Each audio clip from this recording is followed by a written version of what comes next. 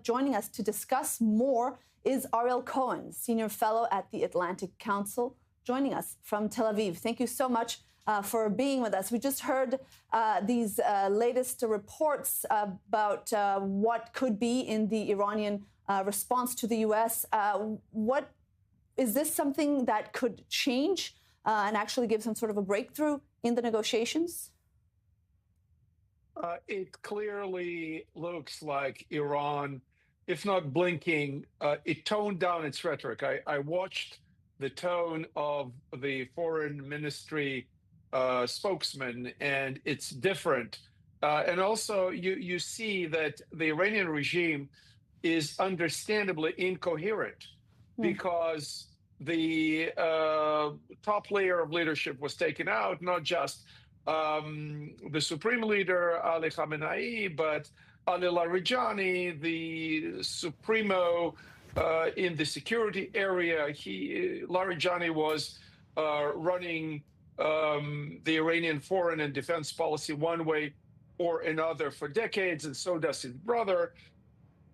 But clearly, IRGC, the Revolutionary Guard Corps, the most brainwashed, fanatical part of the security establishment, is in charge.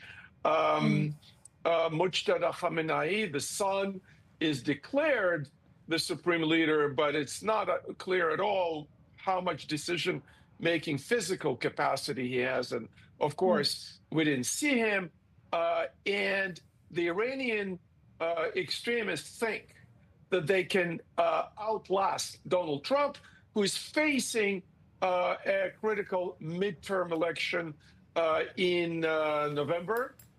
Also, Trump, with his heavy-handed diplomacy with the Europeans, maneuvered the United States into a position where the United States has only Israel and the UAE as real allies. And when UAE is attacked, as we saw just recently when Iranian drones attacked the energy infrastructure of the UAE nuclear reactor, the U.S. did not respond immediately.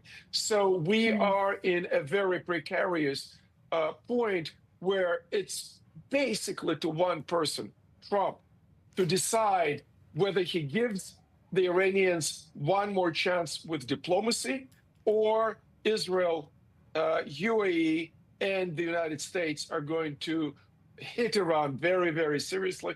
And again, I'm very uncomfortable with Trump saying, oh, we need to teach them a lesson. No, we need to destroy their infrastructure.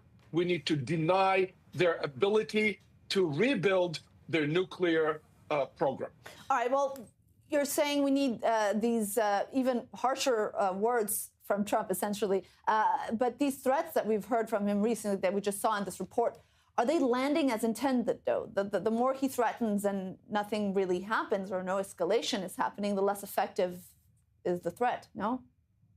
What Trump intends is for Iran to accept U.S. conditions to the minimal requirements. U.S. is not, clearly, is asking for a regime change. You enact a regime change. So what is U.S. is asking for? To stop the nuclear program so that it is not reconstituted at any point, total dismantlement of the enrichment and removal of the enriched material. Secondly, to incapacitate the long-range ballistic missile arsenal. And three, to stop supplying and training and equipping the proxies.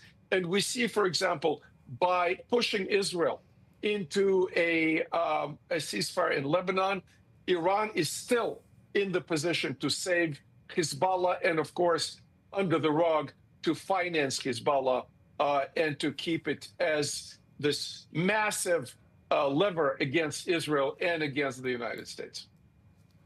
All right, Ariel Cohen, thank you very much for your insight and for joining us in this broadcast. As always, thank you very much.